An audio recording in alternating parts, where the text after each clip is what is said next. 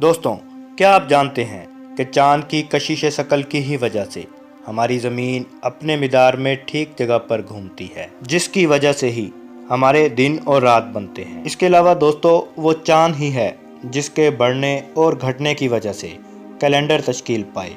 चांद ही की कशिश शकल की वजह से हमारे समुंदर एक ख़ास रास्ते पर बहते हैं और मौसमी निज़ाम तश्कील पाता है। इसके अलावा दोस्तों, आपको बताते चलें कि अगर चांद को इसकी मौजूदा जगह से दूर कर दिया जाए तो हमारा समुद्री निज़ाम तबाह हो जाएगा। चांद हमारे हयातियाती निज़ाम के लिए भी ज़रूरी है।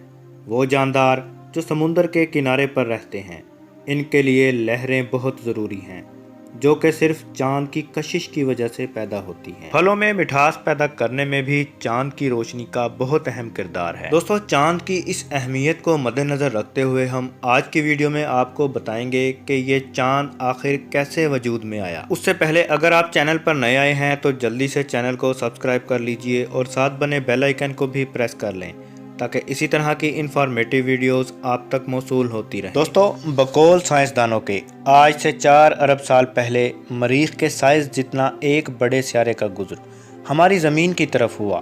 चूँकि इस वक्त ज़मीन वजूद में आए हुए 50 करोड़ साल ही हुए थे और ज़मीन उस वक्त आग का एक गोला थी। वो सियारा जिसका नाम थिया रखा गया, वो थिया हमारी ज़मीन से टकराया। ये टकराव इतना शदीद था कि वो सियारा और ज़मीन का कुछ हिस्सा टुकड़े टुकड़े हुआ और खला में फैल गया और वो सारा गर्दो गुबार खला में करोड़ों साल तक ज़मीन के गिर्द दायरा बनाकर घूमने लगा। इसके अलावा इस गर्दो गुबार ने ज़मीन के गिर्द एक जगह जमा होना शुरू कर दिया और यह सिलसिला करोड़ों साल तक जारी रहा। दोस्तों, इन तमाम हरकत और सकनात ने एक गोले में तब्दील होना शुरू कर दिया और इस तरह से हमारी ज़मीन का चाँद वजूद में आया। तब से आज तक चाँद पे शहाबिये गिरते रहते हैं। चूँकि चाँद का एटमॉस्फेयर नहीं है और चाँद की फ़िज़ा भी नहीं है, कशिश शकल कम होने की वजह से चाँद की फ़िज़ा खला में जाती गई और यूँ चाँद एक बिना फ़िज़ा वाला सियारचा बन गया। दोस्तों, चाँद अपनी पीठ पर करोड़ों शहाबियों को बर्दाश्त कर रहा है, जिसकी वजह से चाँद पर अनगिनत गड्ढे बन गए हैं जो ज़मीन से भी नज़र आते हैं। इसके अलावा आपको बताते चलें कि इसी थिया नामी सियारे की टक्कर से ज़मीन अपने महवर पर 23.5 डिग्री झुक चुकी है, जिसका सबसे बड़ा फ़ायदा ये हुआ है कि ज़मीन पर मौसमों का जन्म हुआ, ज़मीन पर मौसम बनने लगे और यूँ ज़मीन एक रहने लायक सियारे में तब्दील हो गई। दोस्तों, दिलचस्प बात आपको बताते चलें कि शुरू में जब चाँद ने अपनी शक्ल इख्तियार की तो ये ज़मीन से बहुत करीब था और हमारी ज़मीन से कोई 20 से 30 हज़ार किलोमीटर दूरी पर वाक़ था।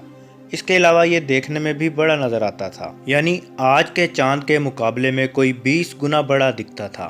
मगर इस वक्त ज़मीन पर कोई जानदार नहीं रहता था जो आज इस खूबसूरत मंजर की गवाही दे सके। चाँद के वजूद में आने के बाद ये ज़मीन का एक कुदरती सैटेलाइट बनकर ज़मीन के गिर्द मुसलसल चक्कर लगा रहा है, जिसकी वजह से ज़मीन अपने मिदार में ठीक जगह पर घूम रही है। दोस्तों, चाँद हमारे लिए अल्लाह की अजीम नेमतों में से एक है, जिसकी वजह से ये तमाम निज़ाम बेहतरीन तरीके से चल रहा है। तो ये थी हमारी आज की वीडियो। मज़ीद इसी तरह के दिलचस्प वीडियोस के लिए हमारे इस चैनल को सब्सक्राइब कर लीजिए और साथ बने बेल आइकन को भी प्रेस कर लें